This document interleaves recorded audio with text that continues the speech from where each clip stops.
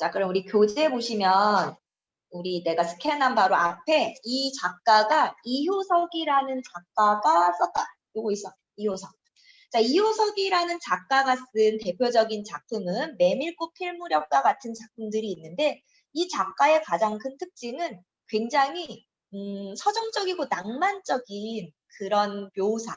그래서 되게 묘사를 잘하고 또 감각적인 묘사들이 특징이야. 특히나 우리 감각, 우리 아까 심상했었죠? 자, 그래서 우리 이 소설을 읽으면서 묘사된 부분에서 어떤 감각이 느껴지는지, 왜 이 사람이 쓴 소설들이 서정적이고 낭만적이다라고 얘기를 듣는지, 그래서 순수문학이라고 했죠? 그래서 순수문학이라고 불릴 수 있는 것인지 내용을 볼 겁니다. 오늘 순수실 했는데 이번에는 순수문학, 순수소설이 되겠네요. 자, 그럼 우리 한 장 뒤로 넘어가서 준비부터 한번 볼게요. 자, 그러면 우리 교재 봅니다. 책 준비를 먼저 볼게요. 자, 그러면 우리 준비 부분은 승빈이가 읽어볼까?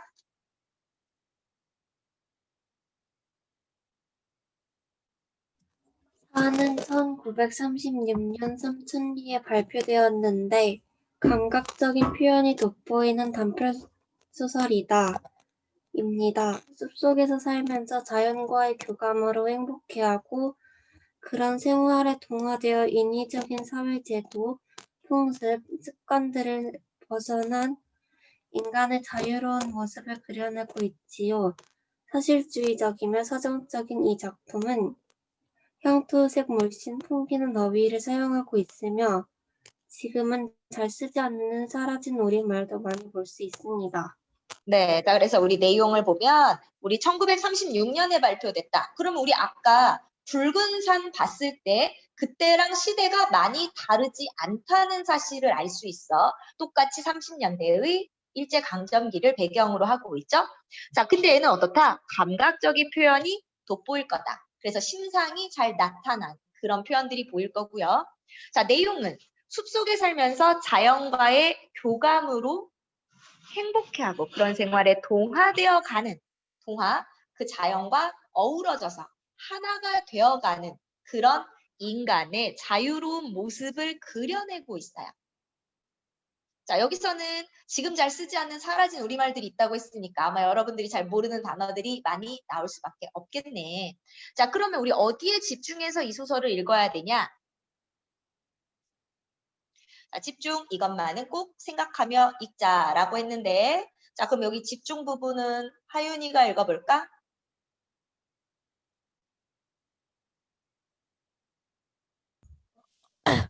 작가들이 자유롭게 창작 활동을 할 수 없었던 1930년대의 시대 상황을 고려할 때 주인공이 산으로 들어가게 한 설정은 이상을 꿈꾸던 지은이가 이념을 포기하고 자연으로 도피한 것으로 보입니다. 주인공 종실이 선택한 자연은 인간이 돌아가야 할 참된 가치의 대상이라기보다는 일시적인 위안에 불과할 수도 있는데 소설의 특성 중 하나인 서사성과 연관지으면서 비판적인 관점에서 이 글을 읽어보세요.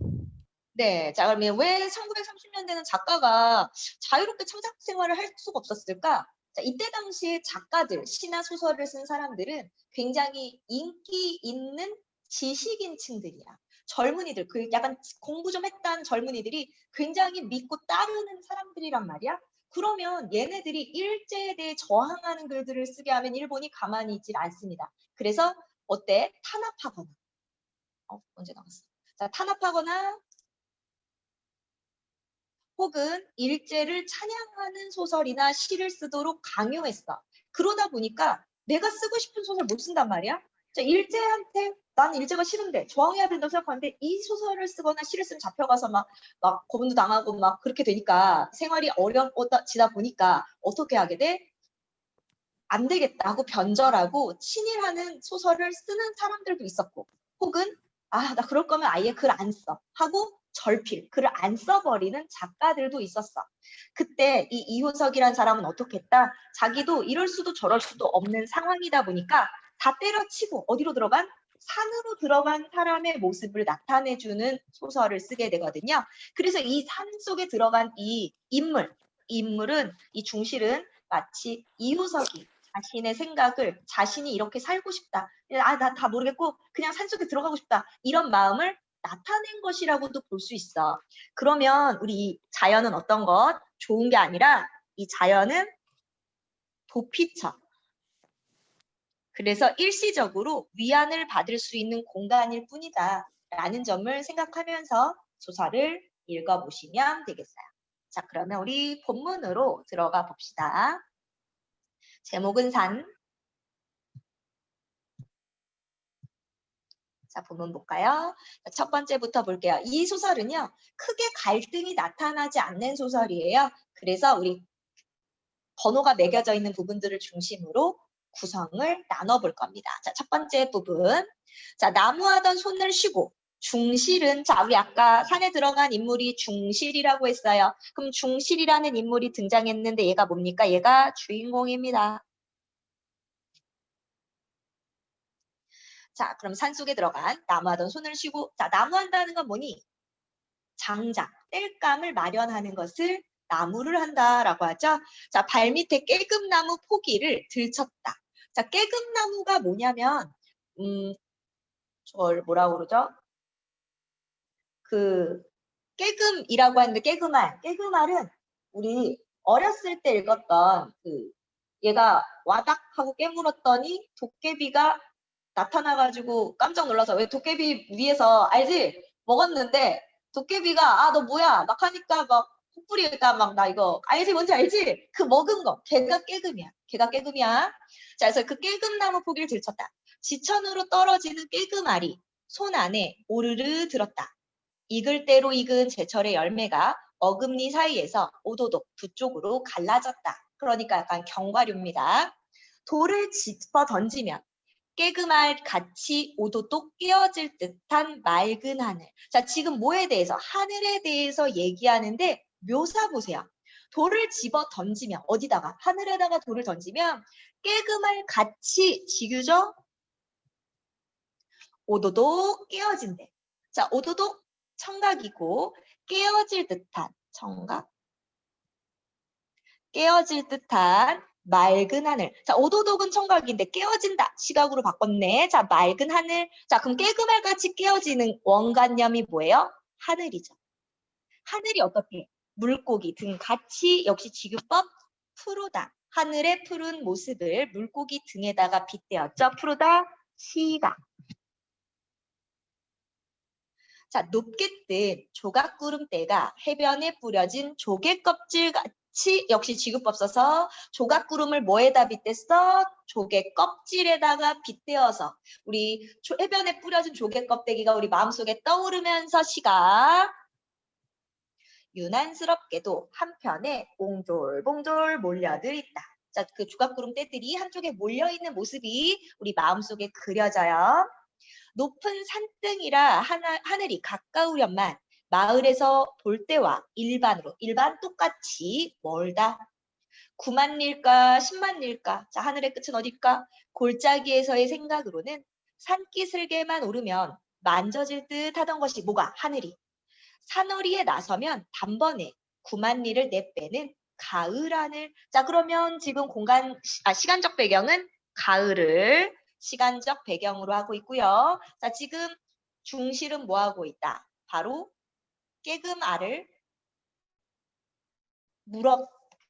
깨물어서 먹으면서 뭘 보고 있어? 가을 하늘을 쳐다보고 있다. 지금 여기 부분은 뭐야? 가을 하늘에 대한 묘사가 나왔죠.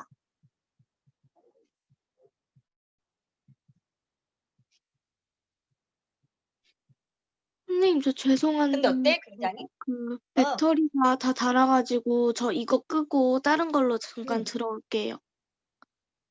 알았어요.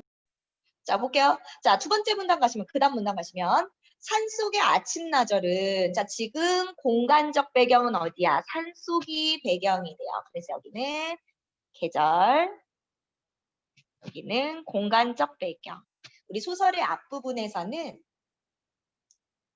인물이나 배경이 소개되면서 실마리가 나오게 됩니다. 자, 그래서 공간적 배경도 나오고 있어. 자, 산속의 아침나절은 졸고 있는 짐승같이, 역시 지유법이죠. 막막은하나 숨결이 은근하다. 자, 산속의 아침나절에 그 모습을 굉장히 감각적으로 나타내주고 있습니다. 묘사가. 자, 그래서 산속에 지금은 아침이에요. 휘엇한 산등은 누워있는 황소의 등허리요. 자, 지금 보시면 산등은 원관념, 누워있는 황소의 등이야. A는 B야. 보조관념. 자, 뭐예요? 바로 은유법이죠. 자, A는 B, 은유법을 사용하고 있습니다.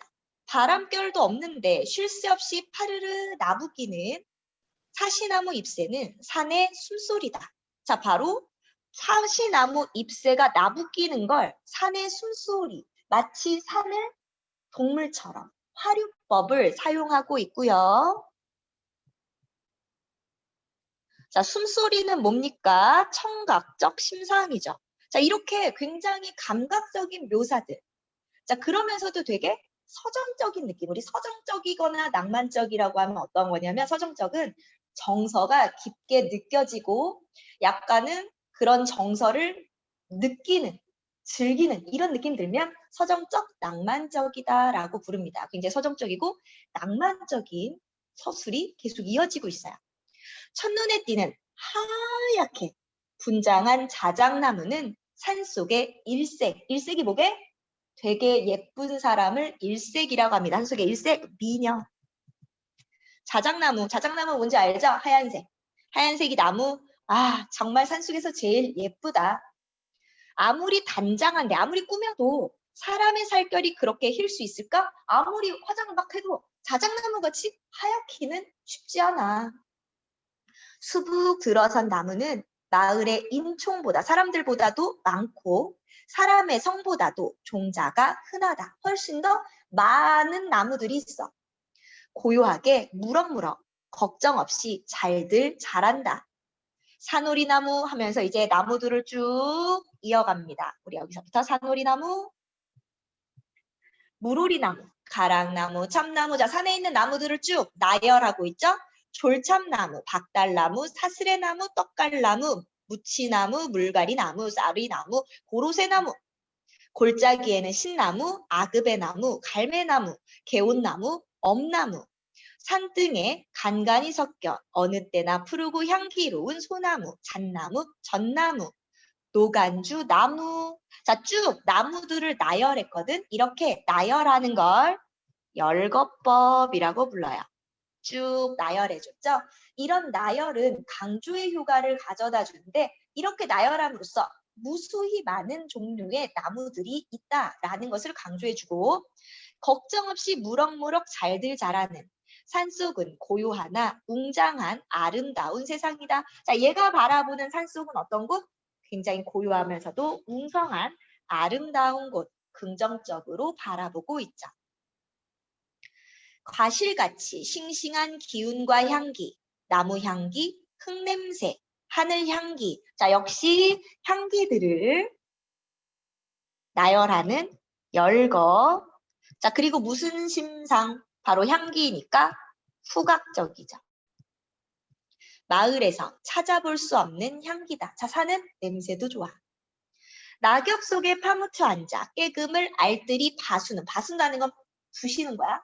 쪼개는 중실은 이제 새삼스럽게 그 향기를 생각하고 나무를 살피고 하늘을 바라보는 것이 아니었다. 그런 것은 한데 합쳐 몸에 한 빡 젖어들어 전신을 가지고 모르는 결에 그것을 느낄 뿐이다. 자, 얘는 지금 어때? 자연물을 몸으로 느끼고 있어. 산과 몸이 빈틈없이 한데 얼렸다. 하나로 어우러졌다. 얽혀있다. 바로 이런 거 뭐냐면 자연과 내가 하나가 되는 무라일체.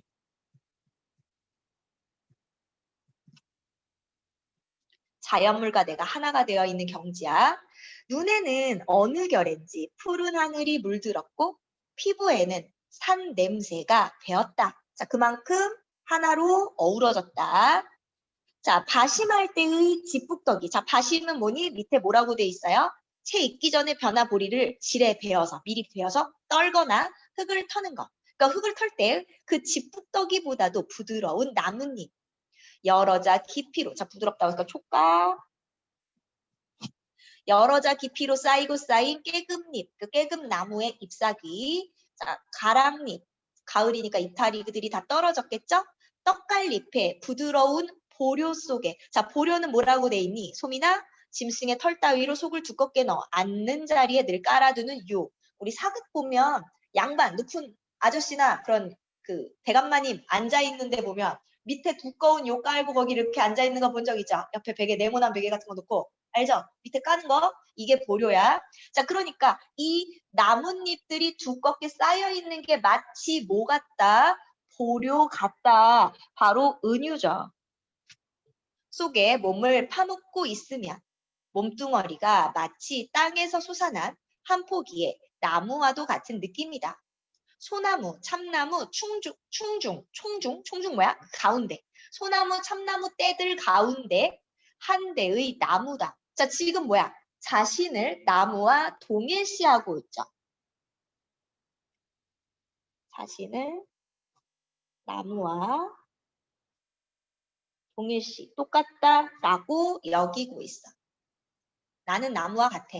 자, 누구? 중실은 자신을 나무와 동일시하고 자연 속에서 무라일체의 경지를 느끼고 있습니다. 두 발은 뿌리요, 두 팔은 가지다. 살을 베면 피 대신에 나무찐이 흐를 듯하다. 그만큼 나 나무가 된 것 같아. 잠자코 섰는 나무들의 주고받는 은근한 말들. 자, 나무가 말을 하네. 자, 나무들을 뭐처럼 표현하고 있니? 의인화에서 사용하고 있죠. 의인법. 자, 사람이 아닌데 사람처럼 표현하고 있습니다. 은근한 말을 나뭇가지에 고갯짓하는 그 고개를 흔든대. 자, 뜻을 나뭇잎에 소곤거리는 속심을 총 중에 한 포기로서 나도 그 나무들 중에 한 그루로서 넉넉히 짐작할 수 있다. 해가 뛸 때 즐거워하고 바람 불 때 농탕치고 나르릴 때 얼굴을 찡그리는 나무들의 풍속과 비밀을 역력히 뚜렷하게 번역해낼 수 있다. 자, 그래서 나무를 마치 모처럼 사람처럼 의인법을 사용해서 나타내줬어. 몸은 한 포기의 나무다. 벼랑간 부드득 솟아오르는 힘을 느끼고 중실은 벌떡 뛰어 일어났다. 쭉 펴는 내 활개, 자, 팔다리, 힘이 뻗쳐 금시에 그대로 하늘에라도 오를 듯 싶었다. 넘치는 힘을 보낼 곳 없어 할 수 없이 입을 크게 벌리고 하늘이 울려라 고함을 쳤다. 땅에서 솟는 산 정기에 힘찬 단순한 목소리다. 산이 대답하고 나뭇가지가 고갯짓한다. 여기도 의인법이죠. 자, 또 하나. 그 소리에 대답한 것은 맞은편 산허리에서 불시에 푸드득 날아뜨는 한 자웅의, 자웅이 뭐냐면 암수를 뜻합니다. 암수. 암수의 꿩이었다. 살찐 까투리의 꽁지를 물고, 자, 까투리는 암꿩, 여자꿩. 나는 장끼, 장끼는 수꿩, 남자꿩. 오색 날개가 맑은 하늘에 찬란하게 빛났다. 살찐 꿩을 보고 중실은 문득 배가 허출함을 깨달았다. 자, 지금 여태까지 서술자 나는 한 번도 안 나왔어요. 중실에 대해서만 이야기했는데 중실의 속마음을 다 알았니 몰랐니? 안다, 모른다. 안다, 모른다. 뭐예요? 자, 서술자가 중실이 속마음 말해줬어, 안 말해줬어? 자, 알면 고개 끄덕끄덕, 모르면 도리도리 해주세요. 어때? 알아, 몰라? 아, 왜 아무도 말을 안 해줘? 자, 알아, 몰라? 자, 지금 중실이 뭐라 그랬어? 자기 한 그루에, 그래, 나무가 된 것 같아. 자, 중실이 지금 속마음 다 말해줬단 말이야. 자, 그래서, 그래도 어떻대? 중실이가 배가 고프다는 걸 스스로 깨달았대. 중실의 머릿속 생각까지 다 말해주고 있어. 자, 그럼 우리 여기서 시점이 중실이라고 했으니까, 나가 없으니까 3인칭. 중실의 속마음 다 알고 있네. 전지적 작가 시점이라는 것을 알 수 있습니다. 자, 계속 보면 아래편 골짜기 개울 옆에 간직하여둔 노루고기와 가랑잎새에 싸둔 개꿀이 있음을 생각하고 다시 낫을 집어들었다. 자, 배고파서 뭘 좀 먹으러 갑니다. 자, 개꿀을 먹게, 개꿀. 개꿀이지 할 때 개꿀 아니에요. 그 개꿀 아니고 여기서 개꿀은 뭐냐면 벌집에서 벌집제로. 그러니까 만약에 양봉을 한다. 양봉업자가 이 벌통 안에서 그 벌집 안에서 벌통을 끄집어냈다. 이게 개꿀이야. 거르지 않은 그 통 안에 있는 것 자체. 이걸 개꿀이라고 합니다. 그러니까 거르지 않은 벌집통 그대로 그 꿀 들어있는 그대로 자 그게 있다는 거야. 그래서 그걸 들고 낫을 집어들어요. 첫 참 때까지 첫 끼니 참은 밥 먹는 거. 첫 끼니 때까지 한 점은 채워 놓아야. 자 지금 얘 나무 하러 갔죠? 자 나무 한 짐을 다 해놔야 파장은 장이 끝나기 전에 읍내에 다다르겠고. 자 지금 나무를 지어다가 이 땔감을 시장에 내다 팔려고 하는 겁니다. 팔아가지고는 시장에 팔아가지고 어둡기 전에 다시 산으로 돌아와야 할 것이다. 한참 쉰 뒤라 팔에는 기운이 남았다. 버스럭거리는 나뭇잎 소리가 품 안에 요란하고 맑은 기운이 몸을 한바탕 몇 감길 것 같다. 자, 몇 감는 거 보게 목욕하는 겁니다. 자, 맑은 기운은 마치 몸을 한바탕 목욕한 것 같은 그런 개운한 느낌. 사는 마을보다 몇 곱절 살기가 좋은가. 자, 얘는 사는 긍정, 마을은 부정적이죠. 산에 들어오기를 잘했다고 중실은 생각하였다. 자, 그래서 산에 들어간 기쁨. 자, 두 번째로 내려가시면 세상에 머슴살이 같이 있어. 이익이 적은 생업, 직업은 없다. 자, 그러면 중실은 원래 뭐 하던 사람? 머슴살이를 하던 사람인데 산에 들어왔구나 라는 걸 알 수 있어. 싸울래 싸운 것이 아니라 그 주인하고, 얘 머슴살 때 머슴집 주인하고 싸우려고 해서 싸운 게 아니라 김영감 편에서, 자, 김영감 집에서 머슴을 살았다는 거 투정을 건 셈이다. 지금 와보면 처음부터 쫓아낼 의사였던 것이 확실하다. 중실은 머슴 산 지 7년에 아무것도 쥔 것 없이, 자, 뭐 받지도 못하고 맨주먹으로, 맨손으로 살던 집을 쫓겨났다. 원통은 하였으나 애통하진 않았다. 자, 원통은 했는데 애통은 안 했다. 이게 무슨 말이게? 원통은 분하다. 애통은 슬프다. 자, 분하긴 했는데 슬픈 것까지는 아니었어. 왜? 해마다 사경을, 자, 사경은 월급, 내 일한값. 자, 월급을 또박또박 받아본 일이 없다. 자, 머슴 살면서 월급 제대로 받지도 못했어. 옷 한 벌 버젓하게 얻어 입은 적도 없고요. 명절에는 놀이할 돈도 푼푼이 없어가지고, 돈푼도 없어가지고 늘 개보름 새듯 하였다. 우리 개보름 새다라는 속담이 있어요. 들어본 적 있니? 아마 다 못 들어봤겠지? 개보름 새듯 하다. 자, 얘는 속담입니다. 자, 우리 보름날에 뭐 먹어요? 오곡밥을 지어가지고 먹습니다. 몇 번 먹어야 되게? 9번 먹나 그럴 거야 아마 하루에. 그리고 보름달을 보고 소원을 빌기도 하죠. 자, 보름날에는 굉장히 많이 먹어요. 자, 그 말린 나무라고 해가지고 오곡밥하고 해서 먹습니다. 먹어본 적 있죠? 있지? 자, 그런데 이렇게 풍족한 보름날 걔는 어떠냐? 걔는 굶어요. 그날 걔는 굶어. 이게 약간 옛날 이야기 같은 이야기가 있는데 왜 걔는 보름날 굶을까? 평상시엔 밥을 많이 주더라도 보름은 안 줘. 왜냐하면 대보름은 달이 가장 동그랄 때가 보름이지. 자, 걔가 그것을 물어서 달이 기울어 간다고 생각해.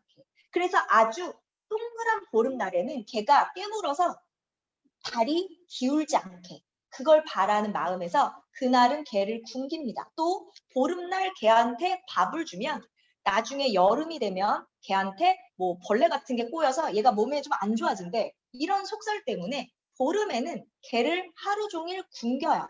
그래서 개보름 새듯하다. 개가 보름에 어때? 쫄쫄 굶지. 그러면 무슨 의미일까? 명절에 제대로 밥도 못 챙겨 먹었을 때 이때 개 보름 새듯하다라는 말을 사용합니다.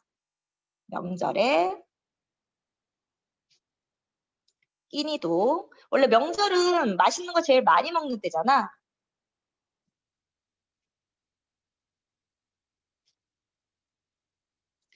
끼니를 제대로 해결하지 못함. 끼니를 제대로 챙기지 못함. 자, 끼니도 제대로 하지 못했을 때. 자, 이때 개보름새 듯하다.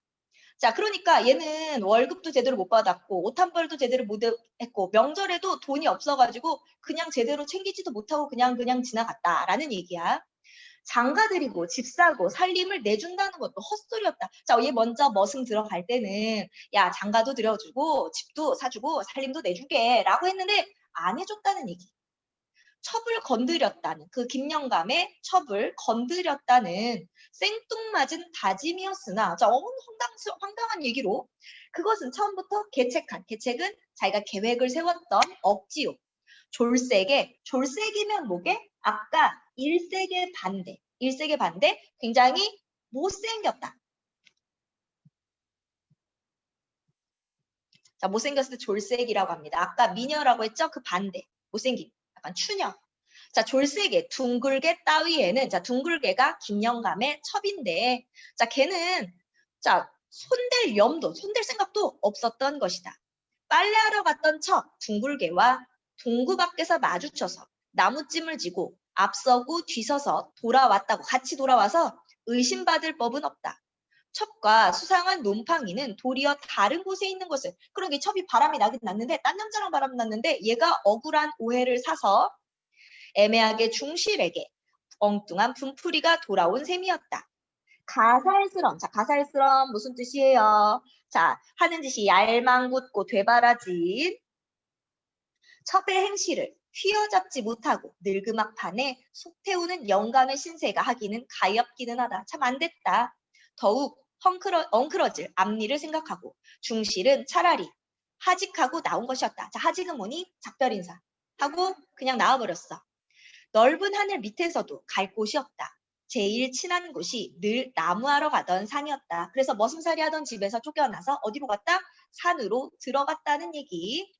직북떡이보다도 부드러운 두툼한 나뭇잎의 맛이 생각났다. 그 넓은 세상은 사람을 배반할 것 같지는 않았다. 그러니까 사람이 사는 마을은 사람을 배반하지만 산은 사람을 배반하지 않을 것 같아요. 빈 지게만을 걸머쥐고 산으로 들어갔다. 그 속에서 얼마 동안이나 견딜 수 있을까가 한 시험도 되었다. 그래서 시험 삼아서 산속으로 들어갔다. 박중골에서도 올이나 들어간 마을과 사람과는 인연이 먼 산협이다. 그러니까 굉장히 깊은 산으로 들어갔어요. 산등이 펑퍼짐하고 양지 쪽에 해가 잘 쬐고 골짜기에 개울이 흐르고 개울가에 나무 열매가 지천으로 열려 있는 곳이다. 자, 얘가 들어간 산. 자, 그러면 양지 쪽에서는 나무하러 왔다 낮잠을 잔 적도 여러 번이었다. 개울가에 불을 피우고 밭에서 뜯어온 옥수수 이삭을 구웠다. 숯불 속에서 찾은 으름과 나뭇가지에 익어 시든 아그배와 산사로, 그러니까 나무 열매들로 배가 불렀다. 나뭇잎을 모아 그 속에 푹 파고 든 잠자리도 그다지 춥지는 않았다. 자, 산에 와서 산에 있는 나무로 끼니를 때우고 자, 나뭇잎을 이불 삼아 덮고 눕습니다. 이튿날 산을 헤매다가 공교롭게도 주영나무가지에 야트막하게 달린 벌집을 찾아냈다. 자, 얘가 아까 개꿀 있다고 그랬죠? 어떻게 개꿀을 얻었는지 얘기할 거야. 담배 연기를 피워 벌떼를 이지러뜨리고, 벌떼들이 여기 막 벌집에 모여 있을 거 아니니 담배 연기로 해서 벌떼들을 띄어낸 다음에 감쪽같이 집을 벌집째로 띄어냈어요. 그 속에는 맑은 꿀이 차 있었다.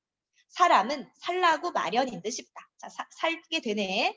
꿀은 조금으로도 요기가 되었다. 요기가 뭐니? 끼니. 그러니까 배가 불렀어요. 개와 함께 여러 날 양식이 되었다. 자, 꿀이 다 떨어지지도 않은 그저께 밤에는 맞은편 신산, 깊은 산 속에 산불이 보였다. 백일홍같이 꽃이죠? 새빨간 불꽃이 어둠 속에 가깝게 솟아올랐다. 자, 역시 백일홍같이 지규법이고 시각이네요. 자, 어둠 속에 가깝게 솟아올랐다. 낮부터 타기 시작한 것이 밤에 들어가서 겨우 알려진 것이다.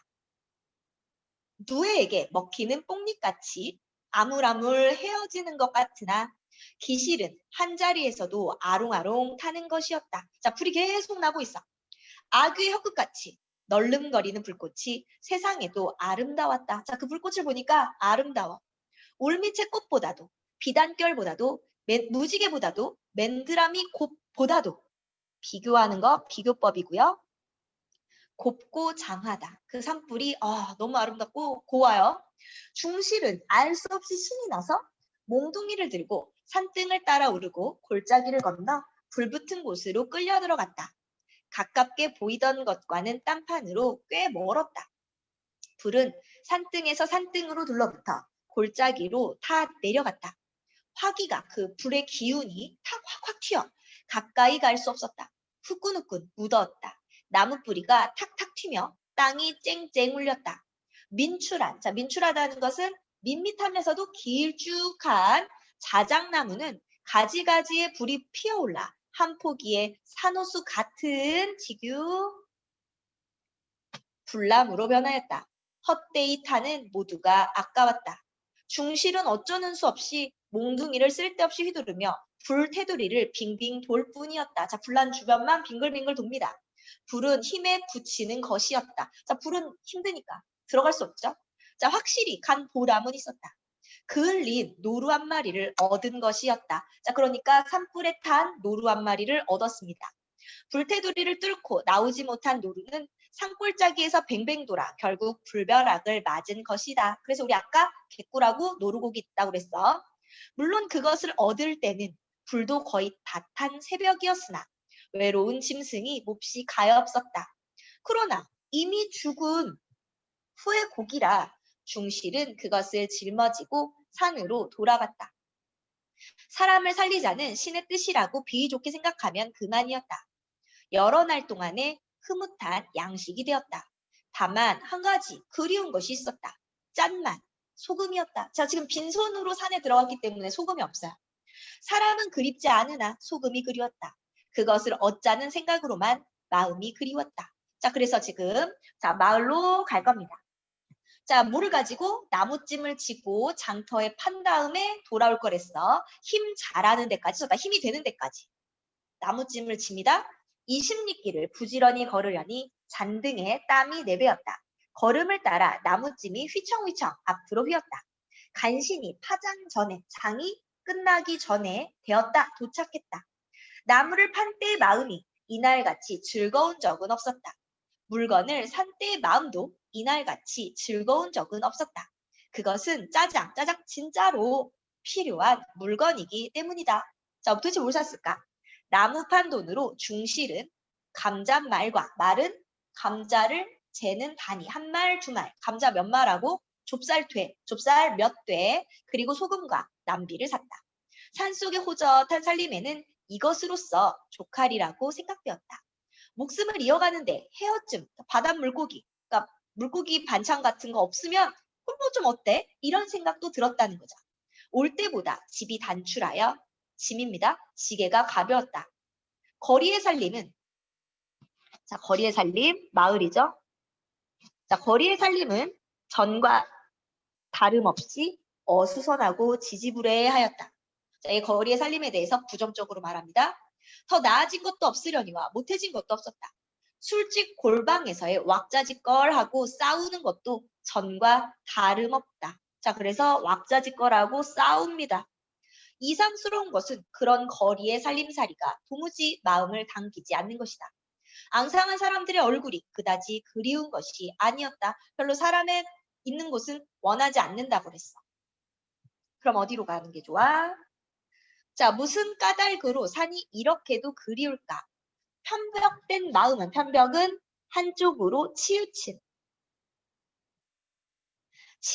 마음을 의심도 하여 보았다. 너무 산으로만 치우쳐 있으니까. 그러나 별로 이치도 없었다. 덮어놓고 양지 쪽이 좋고 자작나무가 눈에 띄고 떡갈잎이 마음을 끄는 것이다. 평생 산에서 살도록 태어났는지도 모른다. 자, 그러니까 얘는 산에서 사는 게 너무 좋아. 김영감의 그 후의 소식은 물어낼 필요도 없었으나, 자, 알 필요도 없는데 거리에서 만난 박서방 입에서 우연히 한 구절 얻어듣게 되었다. 병든 둥글게 접은 기어코 김영감의 눈을 감춰 눈을 피해서 최석이와 주행랑을 놓았다. 그럼 둥글게는 원래 최석이랑 바람이 났단 말이죠. 종적을 수색 중이나 아직도 오리무중이라 한다. 오리무중 뭐게? 알 수 없다. 자, 안개 속이라는 거야. 오리나 되는 그 거리에 안개 속, 오리박도 알아볼 수 없는 첩첩한 안개. 그래서 알 수 없다. 아직도 사랑방에서 고시렁고시렁 잠을 이룰 60노인 김영감의 꼴이 측은하게 눈에 떠올랐다. 애매한 머슴을 내쫓았음을 뉘우치리라고 생각되었다. 그러나 중실에게는 물론 다시 살러 들어갈 뜻도 노인을 위로하고 싶은 친절도 가지기 싫었다. 다만 거리의 살림이라는 것이 더 한층 어수선하게 여겨질 뿐이었다. 자, 거리의 살림 부정적. 산으로 향하는 저녁길이 한결 개운하다. 자, 그리고 나서 이제 네 번째. 개울가에 남비를 걸고 서투른 솜씨로 지은 저녁을 마쳤을 때에는 밤이 저기 어두웠다. 꽤나 어두웠어요. 깊은 하늘에 별이 총총 돋고 소생딸이 나뭇가지를 올가미를 지웠다. 자, 새들도 깃들이고 바람도 자고 개울말이 쫄쫄쫄쫄 숨쉰다. 자, 어때요? 약간 다 화류법이 사용되면서 되게 서정적인 느낌을 계속 만들어줍니다. 검은 산등은 잠든 황소다. 역시 은유법 쓰였죠? 등걸불이 탁탁 튄다. 나뭇잎 타는 냄새가, 자, 냄새 후가 몸을 휩싸며 구수하다. 불을 쬐며 담배를 피우니 몸이 훈훈하다. 더 바랄 것 없이 마음이 만족스럽다. 자, 우리 산속에서 삶은 굉장히 만족감을 줍니다. 한 가지 욕심이 솟아올랐다. 밥 짓는 일이란 머슴애가 할 일이 못 된다. 사내 자식은 역시 밭 깔고 나무하는 것이 옳은 것이다. 장가를 들려면 이웃집 용녀만한 색시는 없다. 그래서 용녀를 생각하면서 용녀랑 결혼해야지 하는 마음을 먹게 되죠. 용녀를 데려다 밤일을 맡길 수밖에는 없다고 생각했다. 용녀랑 살아야지라고 생각했고 용녀를 생각만 하여도 즐겁다. 궁리가, 자, 생각이 차례차례로 솔솔 풀렸다. 자, 어떤 생각? 굵은 나무를 베어다 껍질째 토막을 내 양지 쪽에 쌓아 올려 단간에 한 칸짜리 조촐한 오두막을 짓겠다. 자, 용녀랑 살집 지을 거야. 펑퍼짐한 산허리를 읽어 밭을 만들고 봄부터 감자와 귀리를 갈 작정이다. 자, 감자랑 귀리를 심어야지. 오랍들에, 자, 오랍들은 뭐야? 대문 안에 있는 뜰에 우리를 세우고 염소와 돼지와 닭을 친다. 치는 건 기르는 거야. 이런 가축도 길러야지. 산에서 노루를 산채로 붙들면 우리 속에 같이 기르고 용녀가 집일을 하는 동안에 밭을 가꾸고 나무를 할 것이며 아이를 낳으면, 자, 이미 결혼도 안 했는데 결혼하면 어떻게 할지 앞날을 다 계획하고 있어.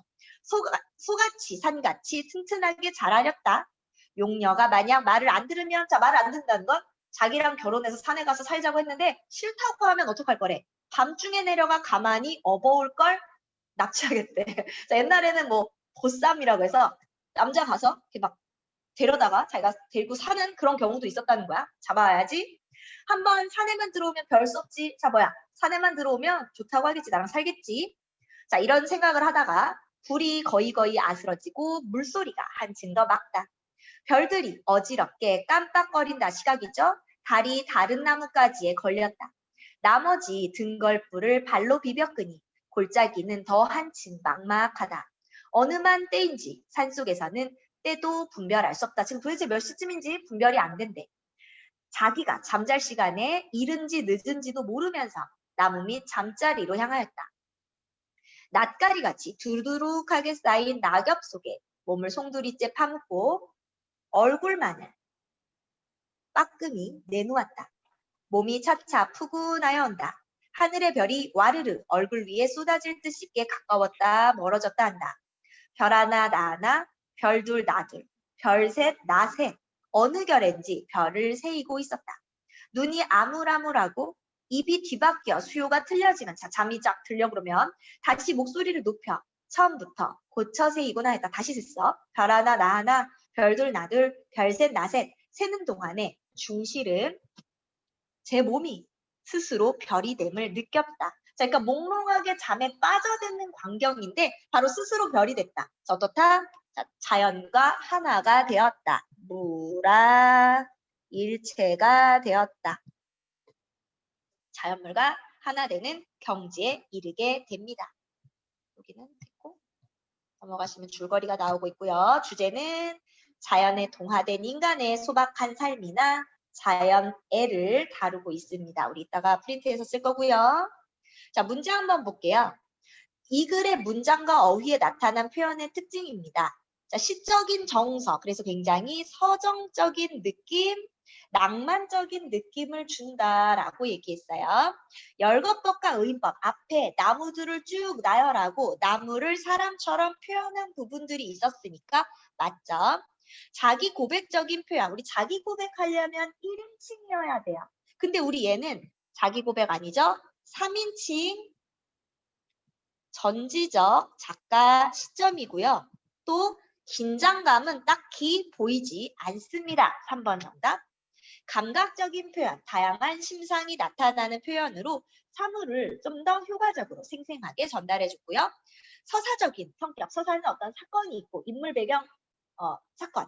그래서 이게 어떤 스토리가 전개되는 게 우리 서사적이라고 한다면 여기서는 어떤 갈등 구조나 이런 것들보다는 서정적인 어떤 감정을 다루고 있는 성격이 더 잘 드러나고 있어요.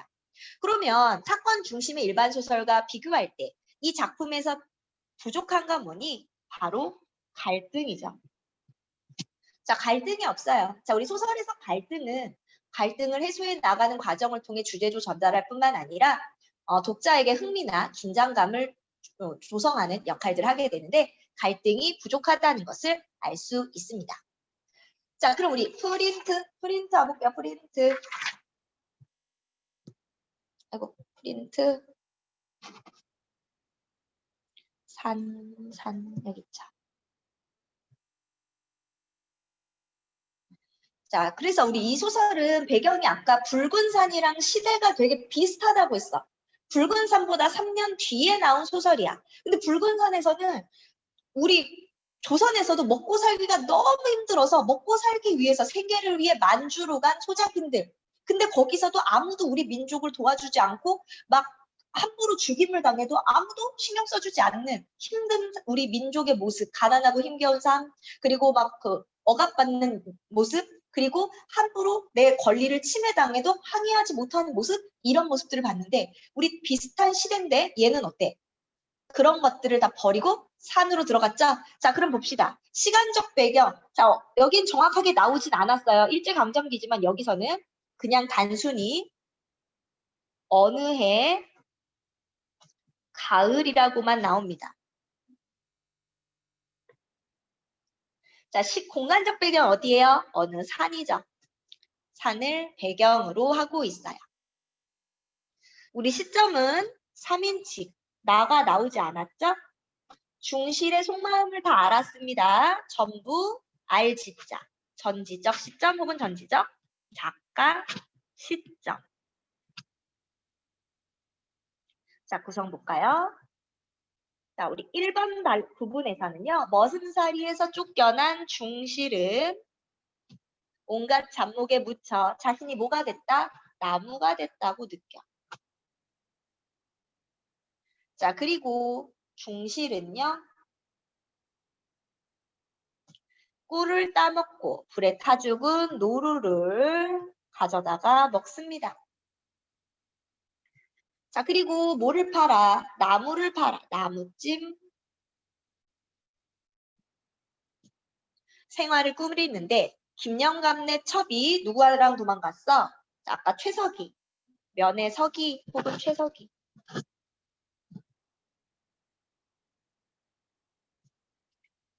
자, 그리고 마지막 부분에서는 누구를 생각해요? 용녀를 생각하면서. 아, 용녀랑 한 칸짜리 집 지어서 뭐 논밭을 일구고 뭐 가축 기르고 하면서 살아야지. 그리고 별을 세면서 자신이 별이 된 것 같은 느낌을 받습니다. 자, 그래서 우리 아까 주제 뭐였죠? 자연에 동화된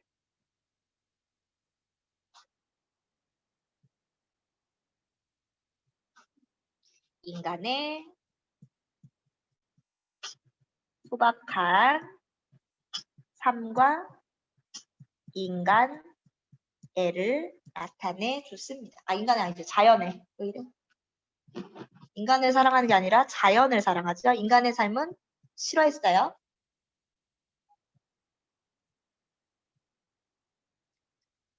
자, 그러면 우리 여기서 대립적으로 나타나는 곳이 있습니다. 깨끗하고 순수하고 건강과 생명이 넘치는 곳은 산이고요. 어수선하고 혼잡한 곳, 의심과 배신이 가득한 곳, 자, 여기서는 거리의 살림이라고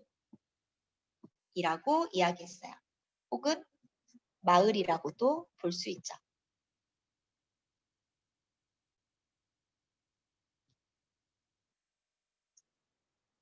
자, 중실이 산에 들어온 이유. 자, 김영감의 첩과 놀아났다는 의심 때문에 김영감한테서 머슴살이를 하다 쫓겨났기 때문이다. 이게 겉으로 보이는 거고, 이면 그 속에 담겨 있는 것은 뭘까? 바로 중실은 인간 세계에 대해서 싫어졌어.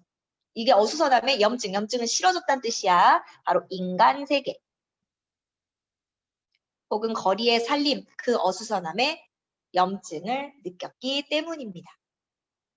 자, 그렇다면 산은 도대체 어떤 곳일까? 주인공에게 바로 위안이나 안식을 주는 공간이에요. 그러나 괴로운 현실로부터 그냥 도망가고 싶었던 도피처에 불과하다는 점에서 바로 당신은 일제강점기인데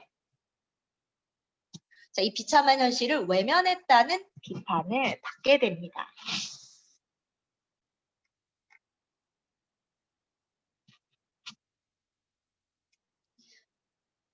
자, 우리가 비판적인 마음으로 읽어보라고 했죠? 자, 네 번째. 간결하고 압축적인 문장으로 자, 굉장히 서정적인 분위기를 만들었어요. 그래서 서정적이면서도 낭만적이었고요.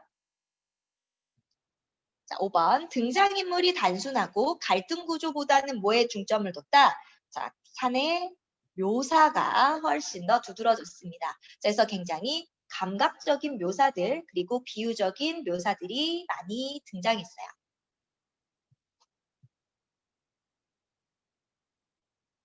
우리 여기 5번까지는 각자 먼저 해볼까요? 이건 금방 찾을 수 있으니까.